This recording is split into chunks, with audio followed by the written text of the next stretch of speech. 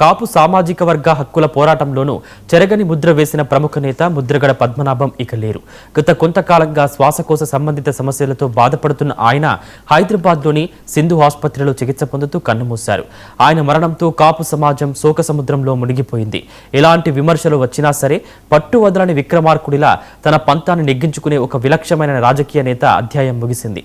ముద్రగడ పద్మనాభం మృతి పలువురు రాజకీయ ప్రముఖులు తీవ్ర సంతాపాన్ని వ్యక్తం చేస్తున్నారు. ఆయన సుదీర్ఘ రాజకీయ ప్రస్థానం, కాపు ఉద్యమ ప్రయాణంపై 99 టీవీ ప్రత్యేక కథనం.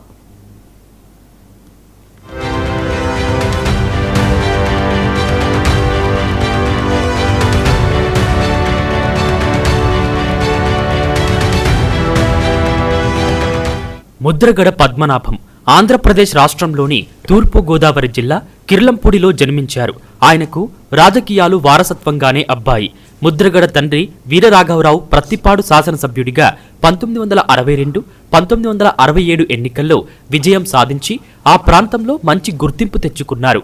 మాజీ భారత రాష్ట్రపతి నీలం సంజీవరెడ్డికి వీరరాఘవరావు అత్యంత అభిమాన పాత్రుడిగా ఉండేవారు. అయితే 1977లో వీరరాఘవరావు హఠాన్మరణం చెందడంతో కిర్లంపూడి కుటుంబంలో విషాదం నిండింది. ఆ సమయంలో నీలం సంజీవరెడ్డి సూచన మేరకు ముద్రగడ పద్మనాభం ప్రత్యక్ష రాజకీయాల్లోకి అడుగుపెట్టాల్సి వచ్చింది.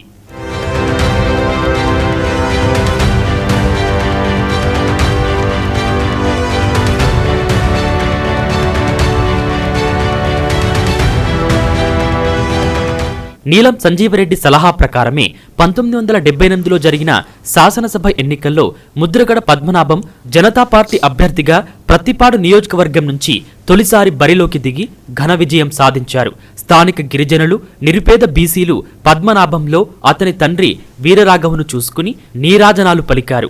ఆ విధంగా మొదలైన ఆయన రాజకీయ ప్రస్థానంలో ముద్రగడ పద్మనాభం 4 సార్లు శాసనసభ్యుడిగా, 1 సారి ఎంపీగా, 2 సార్లు రాష్ట్ర మంత్రిగా సుదీర్ఘ సేవలు అందించారు. తన కెరీర్లో ఆయన కాంగ్రెస్, తెలుగుదేశం పార్టీలలో కీలక నేతగా వ్యవహరించారు.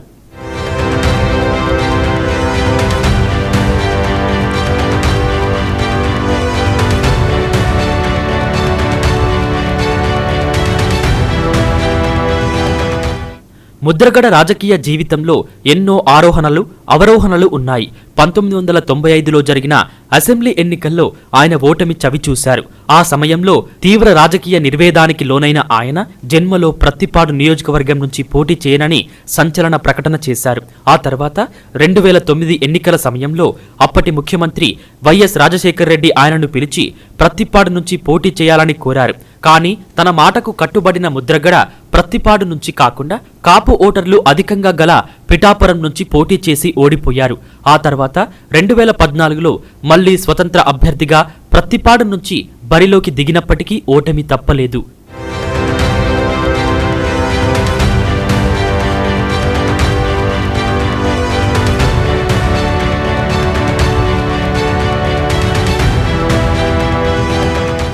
వరుస ఓటముల తర్వాత రాజకీయాలకు కొంత దూరంగా ఉన్న పద్మనాభంను కొంతమంది కాపు సోదరులు కలిసి కాపు ఉద్యమంను ముందుకు తీసుకుని వెళ్లాలని కోరారు. దాంతో ఆయన ఆ సామాజిక వర్గ హక్కుల పోరాటానికి సారథ్యం వహించారు.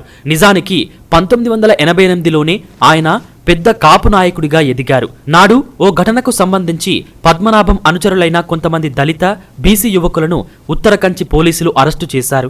స్టేషన్కు వెళ్లిన ముద్రగడను పోలీసులు లోపలికి రానివ్వకపోవడంతో ఆయన స్టేషన్ ముందే టెంట్లు వేసి భీష్మించుకు కూర్చున్నారు.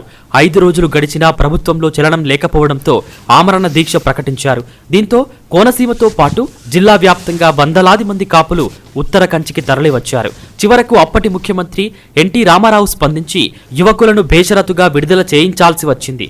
ఈ ఘటనే ముద్రగడను కాపు హృదయ నేతగా మార్చింది.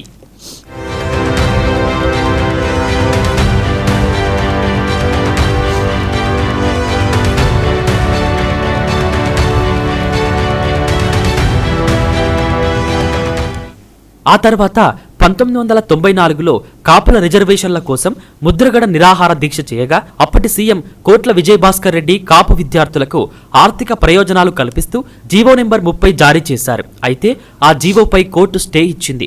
ఆ తర్వాత సుదీర్ఘ విరామం అనంతరం 2016 జనవరి 31న తూర్పు గోదావరి జిల్లా తునిలో కాపు ఐక్య గర్జన సభ ద్వారా ఉద్యమాన్ని ఉధృతం చేశారు. వి కొత్తూరు వద్ద భారీ సభ ముగిసిన వెంటనే రోడ్లు, రైళ్ల రోకోలకు ముద్రగడ పిలుపునిచ్చారు. బహిరంగ సభ నుంచి వేలాది మంది హైవేలు, రైల్వే ట్రాకులపైకి దూసుకెళ్లడంతో తునిలో పెద్ద ఎత్తున విధ్వంసం చోటు చేసుకుంది.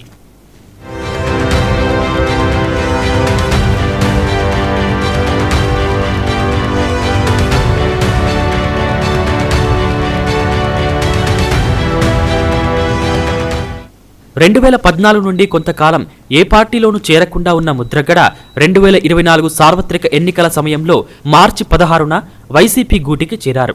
ఆ ఎన్నికల ప్రచారంలో పిఠాపురంలో జనసేన అధినేత పవన్ కళ్యాణ్ను ఓడిస్తానని, ఒకవేళ పవన్ గెలిస్తే తన పేరును ముద్రగడ పద్మనాభరెడ్డిగా మార్చుకుంటానని సవాల్ చేశారు.